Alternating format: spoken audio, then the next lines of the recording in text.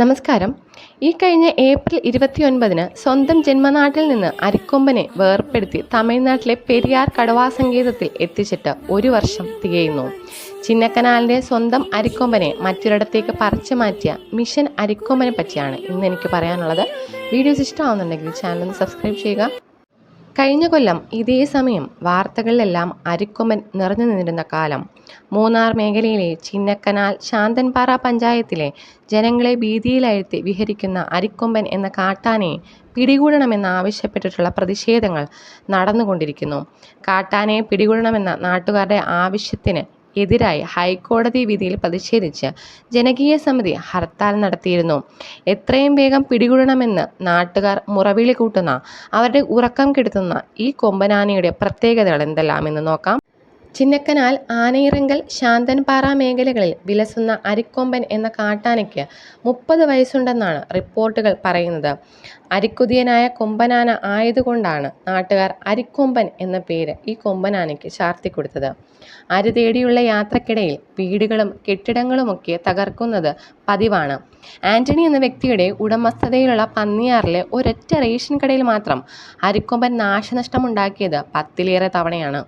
ആനയിറങ്കൽ, പന്നിയാർ എന്നിവിടങ്ങളിലെ റേഷൻ കടകൾ പല തവണയാണ് അരിക്കൊമ്പൻ തകർത്തത്. അരി തേടിയെത്തുന്ന ആന ഒപ്പം വീടുകളും കെട്ടിടങ്ങളും കൂടി തകർക്കുന്നതായി വനം വകുപ്പ് കേരള ഹൈക്കോടതിയിൽ സമർപ്പിച്ച സത്യവാങ്മൂലത്തിൽ വ്യക്തമാക്കുന്നു. 2005 മുതൽ വീടും റേഷൻ കടയും ഏലം സ്റ്റോറുമൊക്കെയായി 150ഓളം കെട്ടിടങ്ങൾ അരിക്കൊമ്പൻ തകർത്തതായാണ് വനം വകുപ്പിന്റെ കണക്കുകൾ. 30ഓളം പേർക്ക് ആക്രമണത്തിൽ പരിക്കേറ്റിട്ടുണ്ട്. ഏക്കർ കണക്കിന് സ്ഥലത്ത് കൃഷിയും നശിപ്പിക്കപ്പെട്ടിട്ടുണ്ട്. വീട്ടു നമ്പറില്ലാത്ത കെട്ടിടങ്ങൾ, ഷെഡുകൾ, പട്ടയമില്ലാത്ത സ്ഥലത്ത് തകർക്കപ്പെട്ട വീടുകൾ എന്നിവയുടെ എണ്ണം കണക്കിൽ ഉൾപ്പെടുത്തിയിട്ടില്ല എന്നാണ് വനം വകുപ്പ് വ്യക്തമാക്കുന്നത്.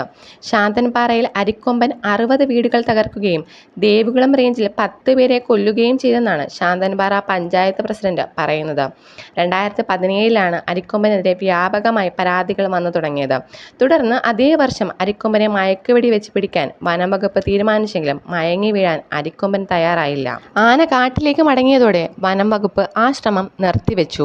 എന്നാൽ ശല്യം കൂടി വന്നതോടെ 2018 അരിക്കൊമ്പനെ പിടിക്കാൻ ചീഫ് വൈൽഡ് ലൈഫ് വാർഡൻ ഉത്തരവിട്ടു. പക്ഷേ പ്രതികൂല കാലാവസ്ഥ അതിന് തടസ്സമായി. ആന വീണ്ടും അരിയും തേടി നടത്തമായി. കാട്ടിൽ ഭക്ഷണം കിട്ടാത്ത സാഹചര്യം വർദ്ധിച്ചതോടെ കൊമ്പന്റെ നാട്ടിലേക്കുള്ള വരവ് കൂടി. അതിന്റെ തുടർച്ചയാണ് ഈ വർഷം അരിക്കൊമ്പനെ തളയ്ക്കാനുള്ള മുറവിളി ഉയർന്നതും വിഷയം കോടതിയിലെത്തിയതും. ഇതാണ് മിഷൻ അരിക്കൊമ്പൻ എന്ന ദൗത്യത്തിലേക്ക് വഴിതെളിയിച്ചത്. 4 താപ്പാനകൾ, 150 പേരടങ്ങുന്ന ദൗത്യ സംഘം, അരിക്കിണി, 1 മാസത്തോളം നീണ്ടുനിന്ന മുന്നൊരുക്കങ്ങൾ, ഇതൊക്കെയായിരുന്നു മതികെട്ടാൻ ചോലയുടെ രാജാവായ അരിക്കൊമ്പന് വേണ്ടി ഒരുങ്ങിയ മിഷൻ. ജനങ്ങളുടെ നിരന്തരമായ ആവശ്യത്തെ തുടർന്ന് മയക്കുവെടി വയ്ക്കാൻ ഫെബ്രുവരിയിൽ സർക്കാർ ഉത്തരവിറക്കി. മൃഗസ്നേഹികളുടെ ആവശ്യപ്രകാരം ഹൈക്കോടതി ഇടപെട്ട് പഠനം നടത്തിയാണ് മയക്കുവെടി വയ്ക്കാൻ അനുമതി നൽകിയത്. കഴിഞ്ഞ ഏപ്രിൽ 29 12 മണിയോടെ അരിക്കൊമ്പനെ മയക്കുവെടി വെച്ചു. ആനിമൽ ആംബുലൻസിൽ രാത്രിയോടെ പെരിയാർ കടുവാ സങ്കേതത്തിൽ എത്തിച്ചു. വഴി നീളെ അരിക്കൊമ്പനെ കാണാൻ ആരാധകർ തടിച്ചുകൂടി. People for animals Trivandrum charter എന്ന മൃഗസ്നേഹികളുടെ സംഘടനയാണ് വനം വകുപ്പിന്റെ നടപടിക്കെതിരെ കോടതിയെ സമീപിച്ചത്. വാസസ്ഥലവും ഭക്ഷണവും അനുകൂല സാഹചര്യങ്ങളും ഇല്ലാത്തതിനാൽ കാടിറങ്ങുന്ന അനേകം കൊമ്പനാനകളിൽ ഒന്ന് മാത്രമാണ് അരിക്കൊമ്പനെന്നാണ് സംഘടന പറയുന്നത്. മിഷൻ അരിക്കൊമ്പനുമായി ബന്ധപ്പെട്ട് ഇടുക്കിയിലെത്തിയ വയനാട് ദൗത്യ സംഘം 1 മാസത്തോളം ആനയെ നിരീക്ഷിച്ചിരുന്നു. മറ്റു ആനകൾ മരങ്ങളുടെ ശിഖരങ്ങളും തൊലിയുമൊക്കെ ആഹാരമാക്കിയിരുന്നപ്പോൾ അരിക്കൊമ്പൻ ഇതൊന്നും തിന്നാറില്ല എന്നാണ് അവർക്ക് മനസ്സിലായത്. കുട്ടിക്കാലം മുതൽ അരി തിന്ന് വളർന്നവനെന്നാണ് അരിക്കൊമ്പനെ പറ്റി ചിന്നക്കനാലുകാർ പറയുന്നത്. വീടിന്റെ അടുപ്പ് പുകയുന്ന മണം കിട്ടിയാൽ രാത്രി അവൻ എത്തിയിരിക്കുമെന്ന് വീട് തകർക്കപ്പെട്ടവർ അടിവരയിടുന്നു. പക്ഷെ പിന്നീട് അരിക്കൊമ്പൻ പോയിട്ടും കാട്ടാനക്കൂട്ടങ്ങളുടെ ആക്രമണം ചിന്നക്കനാലിൽ സജീവമാണ്.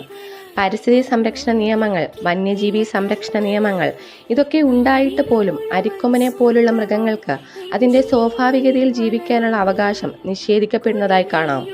കാട് നാടാക്കിയ മനുഷ്യനോടുള്ള പ്രതികാരമോ വിദ്വേഷമോ കൊണ്ടാകില്ല. ഭക്ഷണത്തിന് വേണ്ടിയാകാം ഈ മൃഗങ്ങൾ ജനവാസ മേഖലകളിലേക്ക് എത്തുന്നത്. മലയോര മേഖലകളിൽ മനുഷ്യമൃഗ സംഘർഷം എല്ലാ കാലത്തും തീരാ പ്രശ്നമാണ്. അതിൻ്റെ ഏറ്റവും വലിയ ഉദാഹരണം കൂടിയാണ് അരിക്കൊമ്പൻ.